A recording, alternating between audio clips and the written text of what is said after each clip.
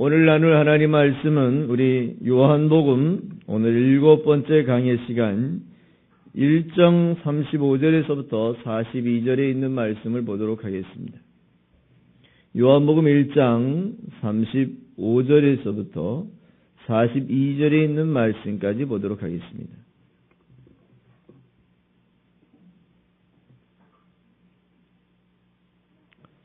(35절부터) 찾으셨으면 같이 제가 읽어드리도록 하겠습니다. 또 이튿날 요한이 자기 제자 중 2사람과 함께 섰다가 예수의 다니심을 보고 말하되 보라 하나님의 어린 양이로다. 두 제자가 그의 말을 듣고 예수를 쫓거늘 예수께서 돌이켜 그 쫓는 것을 보고 보시고 물어 가라사대 무엇을 구하느냐 가로되 랍비여 어디 계시오니까 하니 랍비는 번역하면 선생이라. 예수께서 가라사대 와 보라. 그러므로 저희가 가서 계신 데를 보고 그날 함께 거하니 때가 10시쯤 되었더라. 요한의 말을 듣고 예수를 쫓는 2사람 중에 하나는 시몬 베드로의 형제 안드레라. 그가 먼저 자기 형제 시몬을 찾아 말하되 우리가 메시아를 만났다 하고, 메시아는 번역하면 그리스도라. 데리고 예수께로 오니 예수께서 보시고 가라사대 내가 요한의 아들 시몬이니 장차 게바라 하리라 하시니라. 게바는 번역하면 베드로라. 아멘.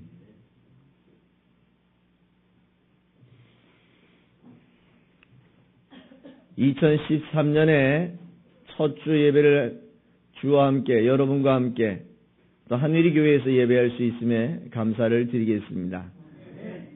이제 처음 예배를 2013년에 이 주일 예배를 참석하셨으니까 이제 2013년도 예배로 승리하시고 말씀으로 승리하시고 기도로 승리하시는 한 해가 되시기를 부탁드리겠습니다. 늘 한 해가 시작될 때마다 생각하는 것 하나가 있습니다. 올해는 우리가 이 교회를 부흥시켜야 되겠다라는 그런 소망을 또 가지게 되고요. 또 마음에서 다시 한번 다짐을 하게 됩니다. 부흥을 시켜 봐야 되겠다. 꼭 부흥을 시켜서 이 시대에 꼭 필요한 교회가 되었으면 좋겠다. 많은 사람들에게 복음을 전해서 많은 사람들이 이 복음 안에서 행복을 누릴 수 있도록 했으면 좋겠다. 아마 나름대로 여러분들도 그런 생각들을 하셨으리라고 믿습니다.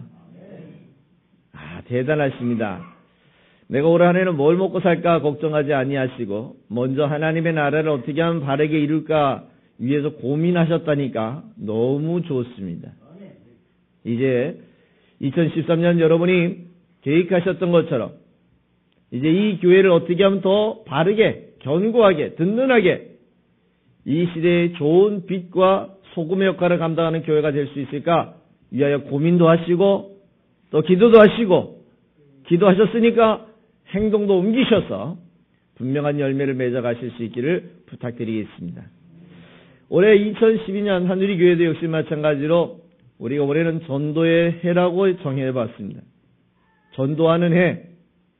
전도라는 것은 결국은 예수를 소개하는 것이고 예수를 소개받으면 그를 예수 믿게 도와주는 것이고 예수 믿게 되면 그는 예수 때문에 생명을 얻어가게 된다는 것입니다. 이렇게 우리가 전도라는 것으로 하나의 역할이지만 그것이 어떤 역할을 하느냐에 따라서 엄청난 효과를 얻을 수가 있다는 것입니다. 생명을 얻기도 하고 생명을 얻지 못하기도 할 수 있는 심각한 아주 중요한 기회가 이 전도라고 하는 기회입니다.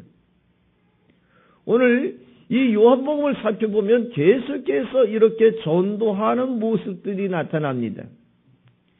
우리 지난 주간에 살펴보았던 이 전도자의 사세와 전도하는 이 세례 요한의 위치와 그 과정, 또 전도하게 하시는 이 세례 요한을 준비시키시고 교육하시는 하나님까지 보았습니다. 특별히 오늘 세례 요한이 예수에 대해서 아주 적극적으로 가르치고 있고 소개하고 있고 또 그 예수를 수많은 사람이 믿을 수 있도록 자기가 하나의 미랄의 역할을 감당하기까지에는 하나님께서 이 사람을 훈련시키시고 이 사람을 교육하시고 이 사람을 깨닫게 하시고 모르면 알 때까지 기다리셔가지고 오늘 하나님의 역사를 위해서 사용하는 걸 볼 수 있습니다. 지난주 살펴보았던 말씀의 연속적인 말씀이잖아요.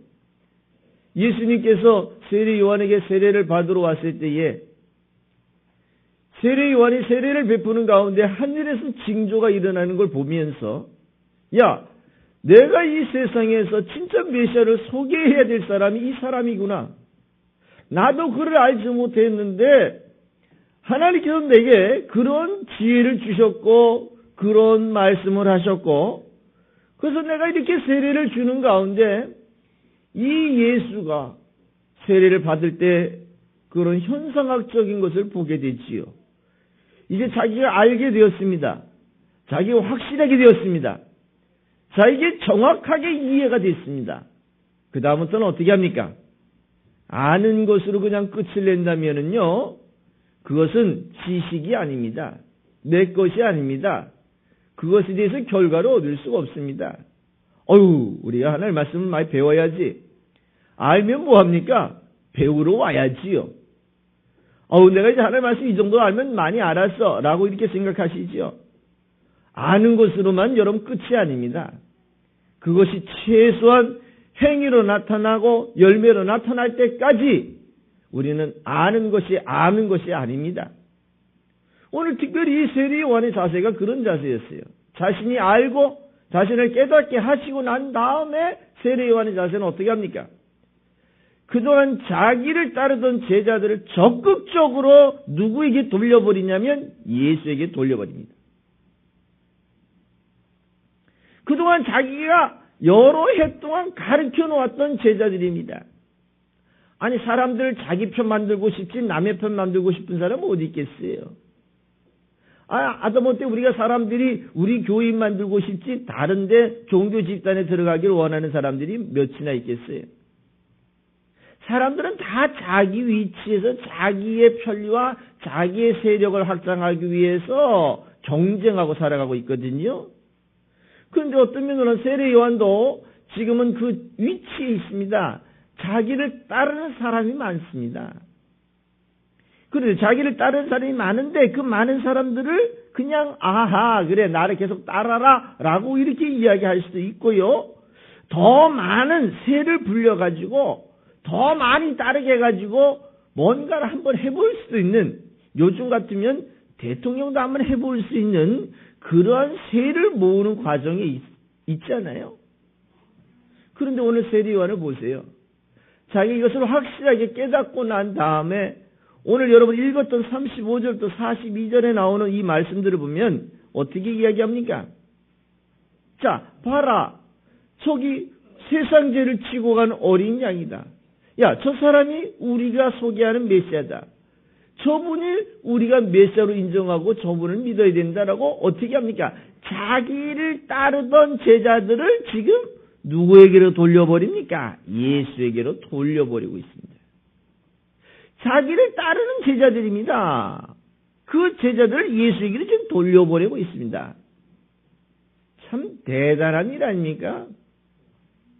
하나님께서 하나님의 역사를 깨닫게 하실 때는 하나님께서 하나님의 뜻을 이해하고 교육할 때는 의미가 있을까요? 없을까요? 계획이 있을까요? 없을까요? 여러분 생각해 보십시다. 혹시 우리 여러분이 시골에 사실 때 여러분 집에 가축을 키우죠?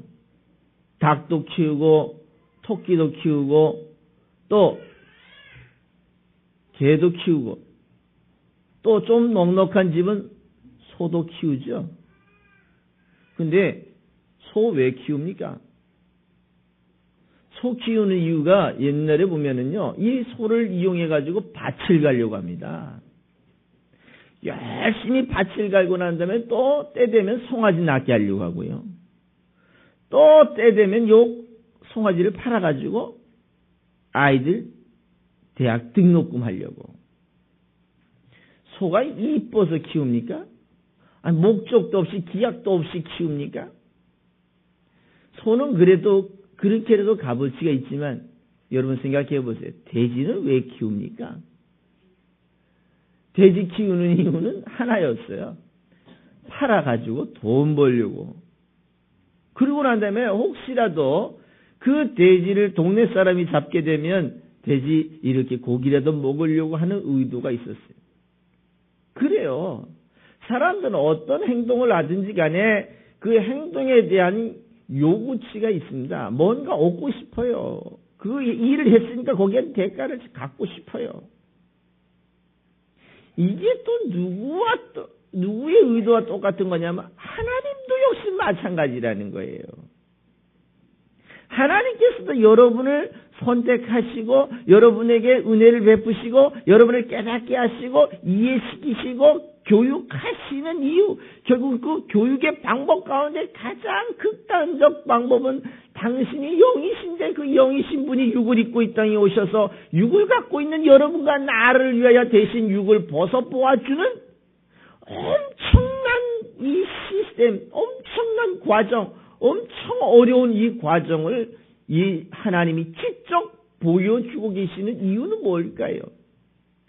이유는 사람들은 이 영의 존재에 대한 것들이 이해가 어렵습니다. 이해하지 않으려고 합니다. 왜? 자기가 모르니까, 막연하니까. 그래서 결국은 하나님의 역사를 늘 보면서도 하나님의 역사를 거부하고요. 하나님의 역사를 분명히 체험했는데도 불구하고 돌아서면 딴 생각하고요. 분명히 요단강을 건널 때는 하나님 감사합니다 라고 이렇게 얘기했는데 또 다른 쪽에서는 또 쓸데없는 얘기를 하고 있고요. 이게 사람의 한계성이에요. 이런 사람의 한계성인 사람들을 어떻게 합니까? 교육시키셔서 무엇 하시려고요? 깨닫게 하셔서 무엇 하시려고요? 여러분을 이렇게 하나님의 말씀을 듣게 하셔서 무엇 하시려고요? 한마디로 따라해 보시겠습니까? 하나님께서 쓰시려고 하십니다. 믿습니까? 믿어집니까? 믿어보십시오. 뭐 지금은 잘 안 믿어지겠지만 하나님 내가 뭘 쓸 때가 있겠습니까? 아이고 내가 이 나이에 내가 뭘 할 수 있겠습니까? 아니 나는 가진 것도 없고 능력도 없고 아무것도 가진 게 없습니다. 걱정하지 마세요. 염려하지 마세요. 여러분도 지금 하나님 앞에 쓰임 받을 만한 일이 있을 것입니다. 여러분의 위치에서, 여러분의 환경에서, 여러분의 과정에서 지금 여러분을 통해서 이루실 하나님의 뜻이 있을 것입니다. 다만 그것을 안 찾았을 뿐입니다.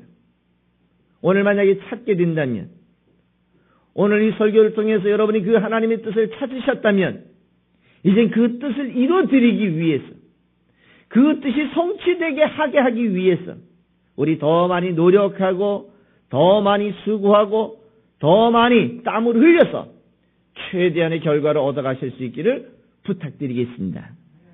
오늘 세례 요한을 이렇게 깨닫게 하시는 이유는 결국은 하나였습니다. 여러분 본문의 말씀에 보면 36절에 이렇게 얘기하잖아요. 예수의 다니심을 보고 말하되 보라 하나님의 어린 양이란 얘기죠. 다시 한번 여기 말씀을 돌아본다면 34절에 보니까 내가 보고 그가 하나님의 아들이심을 내가 증거한다는 얘기죠. 다시 33절에 보면 뭐라 하냐면 나에게 말씀하시되 성령이 내려서 누구 위에든지 머무는 것을 보거든 그가 곧 성령으로 세례를 주인 줄 알라 하셨기에 라고 이렇게 얘기했습니다. 또 34절 초반절에 보면 뭐라냐면 나도 그를 알지 못하였으나 라는 이렇게 표현합니다. 결국 뭡니까? 계속해서 교육이죠. 몰랐던 사람을 알게 하는 거잖아요. 깨닫게 하는 거잖아요. 이해시키는 거잖아요. 이렇게 이해된 이 사람에게 사람들이 모이기 시작합니다. 군인들도 옵니다. 당시의 종교 지도자들도 옵니다. 당시에 서민들도 오고요, 어부들도 오고요, 지식층도 옵니다. 어떤 사람들이 오면 율법사도 아마 이 세례 요한에게 와가지고 한 수 가르쳐 주세요라고 이렇게 얘기했을 것입니다. 왜냐하면 예수님에게 쫓아온 사람들, 특별히 니고데모 같은 사람들이나 또 빌립 같은 사람들이나 오늘 베드로나 안드레나 예수님을 따라왔던 수많은 사람들의 면면들을 살펴보면 각양의 지기를 갖고 있는 사람들, 각양의 지기를 갖고 있어요. 그런데 그 각양의 지기를 갖고 있는 그 사람들의 요전 선생들을 보면 대체적으로 누구의 제자였었냐면 세례 요한의 제자였다는 것입니다. 그래서 여러분 성경의 말씀을 이렇게 보면 어느 때는 정말 야 전도 저렇게 하면 너무 쉽지 않을까라는 생각 혹시 해보신 적이 있으시죠? 예를 들면 고기 잡아서 이 물가에 와가지고 그 물을 이제 만들고 있는 그 가족들 보고 이렇게 얘기합니다. 야, 너 나 따라올래?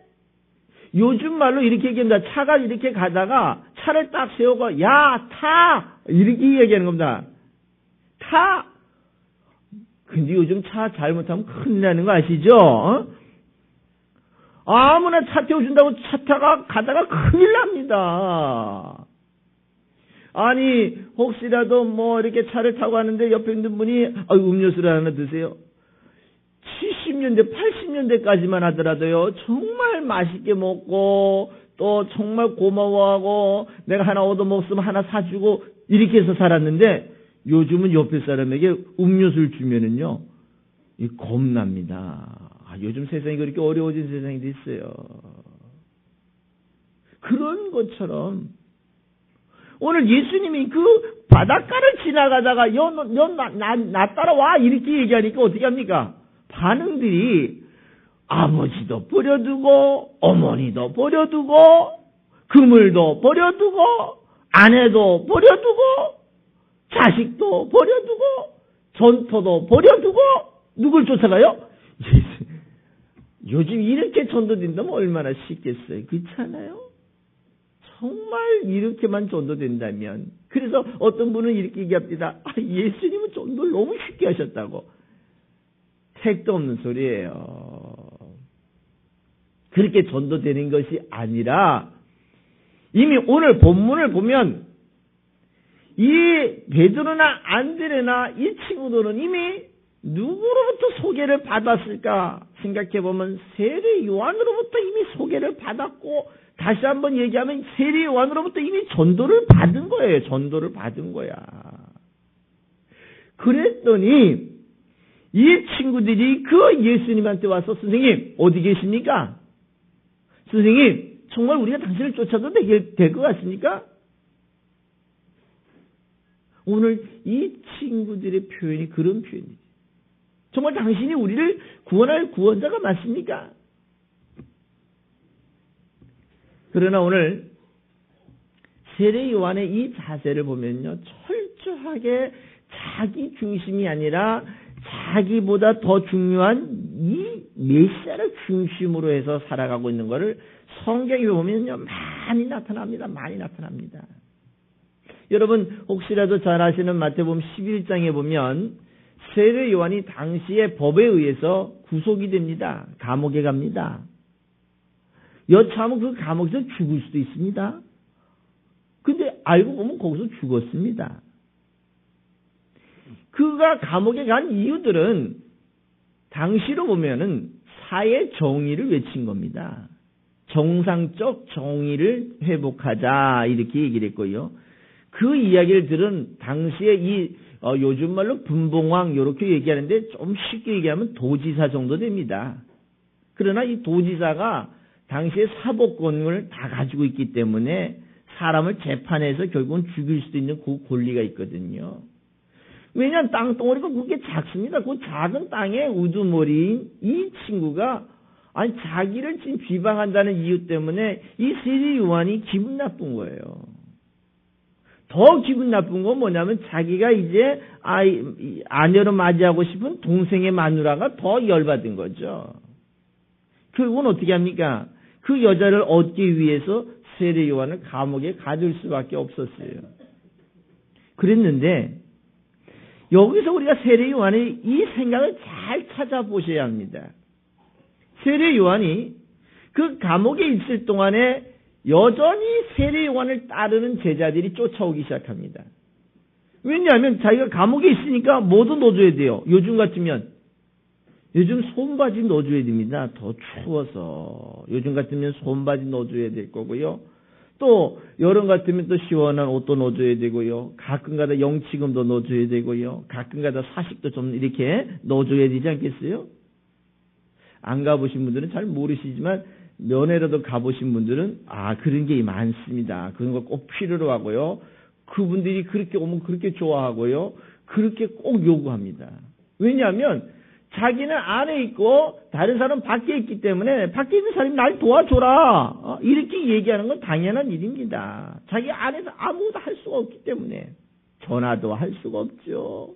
어떤 자기 의사 표현은 겨우 편지밖에 할 수가 없잖아요. 그러면 안에 있는 사람 입장에서는 이런 사람이 필요할까요? 안 필요할까요? 필요하죠. 그래서 지금도 우리 교도소 선교하는 이 그룹들을 보면 어떤 분은 한 번도 면회로 오는 사람이 없는 거예요. 1년, 2년, 3년이 됐는데. 그럼 면회로 오는 사람이 없으면 영치금이 없어서 어떤 것도 살 수가 없는 거예요. 그런데 이제 그분들이 교회를 나오면서 예배하면서 또 선교에서 이렇게 연결이 되면 선교에서 갈 때마다 그분들에게 영치금을 한 달에 3만 원 정도씩, 또 어떤 분은 2만 원, 어떤 분은 1만 원 이렇게 넣어드려서 그분이 최소한 그곳에서의 삶을 살 수 있도록 도와주고 있습니다. 아무도 안 온다는 거 비참한 일입니다. 어려운 일입니다. 얼마나 힘든 일일까 생각해보면 정말 끔찍한 일이지요. 그래서 그분들은 3만 원의 영치금을 받으면서 너무 행복해하고 정말 세상의 모든 사람은 다 나를 버렸는데 당신들은 나를 기억해 준 것에 대해서 감격하고 감사하면서 이렇게 예수를 잘 믿어가는 사람들을 볼 때에 얼마나 감사한지 몰라요. 세례 요한도 자기가 오늘 감옥에 있으니까 어때요? 이렇게 뒤를 좀 돌아봐주는 사람이 필요한 거예요. 그랬는데 오늘 이 세례 요한이 자기들의 제자를 가지고 뭐라고 얘기합니까? 누구에게 보냅니까? 예수님한테 보내가지고 이렇게 묻습니다. 당신이 진짜 우리가 기다려야 될 메시아입니까? 지금 이렇게 되면 말이 틀리는 거예요. 당신을 진짜 우리의 메시아로 기다려야 합니까? 이렇게 물어보라고 이렇게 제자들을 보냈습니다. 어떤 사람들은 요걸 가지고 이렇게 얘기합니다. 세례 요한이 이제 죽을 날이 얼마 안 남았으니까 망령이 들었는가 보다. 나이 지금 그렇게 많지 않습니다. 아직도 새파란 나이입니다. 맨정신이고요. 정상적인 생각을 할 수 있는 나이입니다. 망령 들었다고 이렇게 어떤 분은 이렇게 얘기합니다. 성령이 떠났다고 이렇게 얘기합니다. 죽을 날이 가까우니까. 이것도 예수님의 말씀을 이렇게 들어보면 예수님의 입장에서의 말씀을 들어보면 이것도 아닙니다. 예수님은 이 요한이 보낸 제자들이 와가지고 열심히 예수님한테 배우고 듣고 보았습니다. 그러고 난 다음에 그 제자들이 이렇게 얘기합니다. 야, 너희들이 가서 보고 듣고 체험한 것을, 보고 들은 것을 누구에게 가서 얘기하라고요? 요한에게 가서 이야기해 주라고 이렇게 보내고 난 다음에 돌아서 하신 말씀이 뭐라냐면은, 야, 세례 요한이 진짜 최고다 이런 얘기를 합니다. 세례 요한, 만약에 예수님이 세례 요한의 그 여러분이 우리가 알고 있었던 마음처럼 알았더라면 이렇게 얘기했을 겁니다. 야, 세례 요한이 이제 죽으려니까 정말 안타깝다. 야, 정말 죽기까지 신앙 잘 지켜야 되는데 못했구나. 야, 정말 안타깝다. 너희들은 제발 그러지 마라. 이렇게 얘기해야 되는 거 아닙니까? 그렇죠? 그런데 뭐라고 얘기했습니까? 따라해봅시다. 여자가 낳은 자 중에 이만한 사람을 찾을 수가 없다. 여자가 낳은 자 중에 최고란 얘기입니다. 이 얘기는 누구를 통해서? 세례 요한을 칭찬을 하고 세례 요한을 인정을 하는데 최고처럼 인정합니다. 최고처럼. 그러면서 제자들에게 얘들아 너희들이 세례 요한을 통해서 뭘 얻기를 원하느냐? 좋은 옷 입으려면 왕궁으로 가야 될 것이고, 쉽게 얘기하면 세례 요한의 본질적 가치를 거기서 설명을 쫙 해줍니다. 왜 그렇게 가능할까요? 이 세례 요한의 자세가 여기서 나타나기 때문에 그렇게 이야기할 수가 있다는 것입니다. 어떤 이야기냐면, 자 보세요. 세례 요한의 제자들이 수없이 구름대와 같이 많습니다. 그렇다면 세례 요한의 제자면 구원을 얻을 수 있을까요? 세례 요한의 제자로서 끝을 낸다면, 세례 요한을 섬기는 것으로 끝을 낸다면 그 세례 요한을 따랐던 제자들은 과연 구원을 얻을 수 있을까요? 사죄를 받을 수 있었을까요? 천국을 얻을 수 있었을까요? 처소가 예비되어 있는 그곳에 들어갈 수가 있었을까요? 대답 좀 해봐요. 예, 맞아요. 다 알고 있는데 여러분 반응이 전혀 없으니까 제가 여러분 졸고 있나, 지금 같이 가고 있나, 설교를 가긴 가는데 따라오고 있나, 못 따라오고 있나 지금 고민이 되는 거예요. 근데 여러분 얼굴 모습 보면 없어요 라고 대답을 막 하고 싶은데 제가 묻지 않아서 대답을 안 하시는 것 같아요. 그래요. 절대로 세례 요한의 제자로서는 구원을 얻을 수가 없습니다. 중요한 것은 세례 요한을 따라와가지고는 구원을 얻을 수가 없다는 거예요. 쉽게 얘기하면 목사를 따라오는 것으로 구원이 있는 것이 아니라 목사가 소개하는 예수를 따라가야 구원의 역사를 얻을 수 있는 것인 줄 여러분 기억하시기 바랍니다. 중요한 건 세례 요한이 오늘 자기를 따라오는 이 제자들이 자기만 따라왔다가 어떻게 될 것 같습니까? 이 친구들이 만약에 세례 요한이 죽어버리면 이 친구들은 제 갈 길로 가버립니다. 야, 선생님도 죽었는데 우리가 뭐 하겠냐, 이렇게 얘기합니다. 그런 제자들에게 그렇게 남겨놓고 세례 요한이 죽어버리면 이 제자들에 대한 삶, 이 영혼은 누가 책임지란 말입니까? 그러니까 오늘 세례 요한이 이 제자들을 누구에게 보내요? 예수님한테 보내서 물어보라고 이야기합니다. 물어보라고 얘기해서 가서 물어보다 보면 이해가 될까요? 예수님의 말씀을 듣다가 보면, 그것을 듣다가 보면 너무 재밌는 거야. 그러니까 어떻게 합니까? 이제 세례 요한한테 와서 얘기하다가 보면 이제 이해가 될까요? 믿어질까요? 그래요. 여러분은 신앙의 성숙할 수 있는 좋은 방법이 뭐냐면 다른 사람에게 예수 얘기를 자꾸 해봐야 늘어. 자꾸 해봐야 성령이 나를 도우신다는 것도 알게 돼. 성령이 하나님의 말씀을 들었던 것이 기억나게 하시는 분이구나 라는 것도 여러분이 체험하게 된다고요. 성령이 오셨네, 성령이 계시네라고 얘기하는데 성령이 뭘 하시는 분인지, 어떻게 와 계시는지, 나하고는 어떤 분인지 모르고 있잖아요. 그러나 여러분이 한번 가르쳐 보세요. 여러분이 한번 설교를 해보세요. 전도를 해보세요. 누군가에게 예수를 소개해보세요. 하다가 보면 어떻게 되는 줄 아십니까? 여러분 속에서 뜨거움이 생기고 여러분이 그동안 들었던 말씀이 기억이 나고 기억난 말씀을 설명하다가 보면 옆에 사람이 이렇게 얘기합니다. 뭐라고 얘기할까요? 따라해봅시다. 예수쟁이는 말도 잘해. 그런 얘기 들어요, 안 들어요?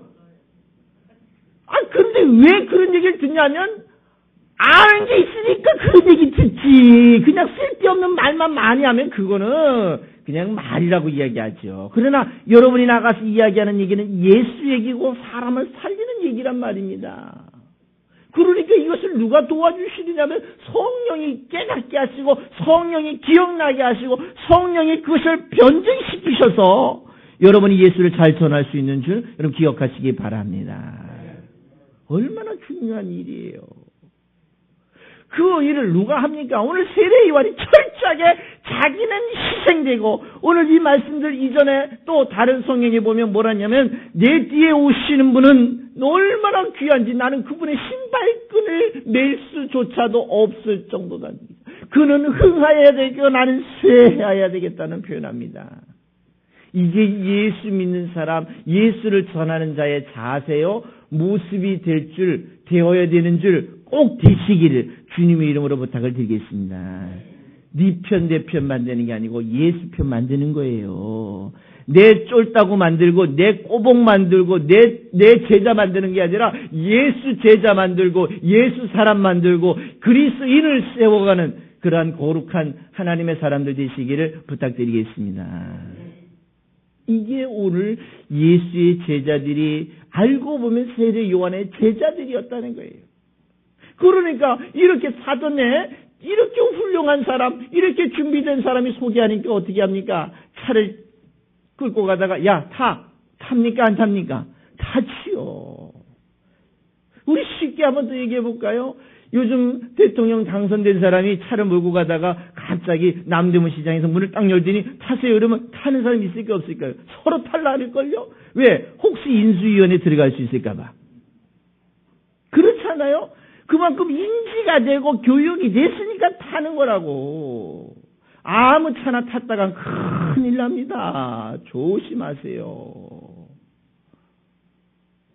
오늘 세례요한의 이러한 열정, 헌신, 희생이 있었기 때문에 전도가 되는 거예요. 그냥 생뚱하게 하려면 전도가 되겠어요. 최소한 전도하려면 그 사람을 밥도 3번 사주고 또 좋은 선물도 3번 이상 줘야 되고 또 자꾸 대화도 해줘야 되고 그 집에 가서 음식도 좀 맛이 없더라도 자꾸 팔아줘야 되고 어떻게 합니까? 자꾸 그분과 좋은 관계를 맺어줄 때에 그 다음에 선교가 되고 또 전도가 되는 거예요. 그냥 생뚱하게 깍쟁이처럼 살고 그냥 자기 욕심만 채우고 살다가 전도하려면 뭐라 할 것 같습니까? 니나 잘 살아. 예수 전하는 사람의 자세가요. 정말 우리는 희생해야 되고 낮아져야 되고 수고해야 되고 섬기는 자의 자세로 여러분 그리스도의 좋은 증거자들, 그리스도를 전하는 좋은 순례자들, 그리스도를 전하는 생명을 나누는 하나님의 사람들 되시기를 부탁드리겠습니다. 오늘 이 세례 요한의 제자들을 보면요. 참 대단하다 이런 생각을 해봅니다. 이 사람들의 한결같은 모습이 뭐냐면 참 복종적이다 이런 생각을 해봅니다. 아니 세례요한 야 저가 우리를 구원할 어린 양이다. 쫓아갑니다. 오늘 세례요한이 감옥에 있을 때 야 제자들에게 야 예수님 어디가 진짜 당신이 구원할 메시지인지 물어보러 하라니까 어떻게 합니까? 쫓아갑니다 또. 이렇게 쫓아온 제자들이 예수의 제자가 되면 복종적인 거예요. 왜냐하면 왜 복종적일까요? 이성 없이 무조건의 복종이 아니라 이성을 가지고 이분이 메시아이기 때문에 복종하는 거고 자기의 선생이 그 메시아를 소개했기 때문에 복종하는 거예요. 오늘 이런 제자들이 여러분이 되셔서 여러분이 소개하는 여러분이 전도한 하나님의 사람들이 하나님 나라에 복종해서 생명으로 연결될 수 있기를 부탁을 드리겠습니다. 또한 이 제자들의 성향 가운데 하나가 뭐냐면 적극적이라는 거예요. 선생님이 소개했으니까 내가 적극적으로 쫓아가는 거예요. 하나님의 말씀을 들은 사람들이 적극적으로 나 혼자 구원으로 만족하지 마시고 내 이웃, 내 자녀들, 내 친척들, 내 형제들, 내 부모와 내 자녀들이 이르기까지 적극적으로 하나님의 역사를 감당하실 수 있기를 부탁을 드리겠습니다.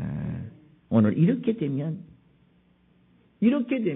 예수님이 그 세례 요한에 대하여 뭐라고 얘기하냐면 요한복음 5장 53절에 보면 이렇게 얘기합니다. 요한은 켜서 비추는 등불이다.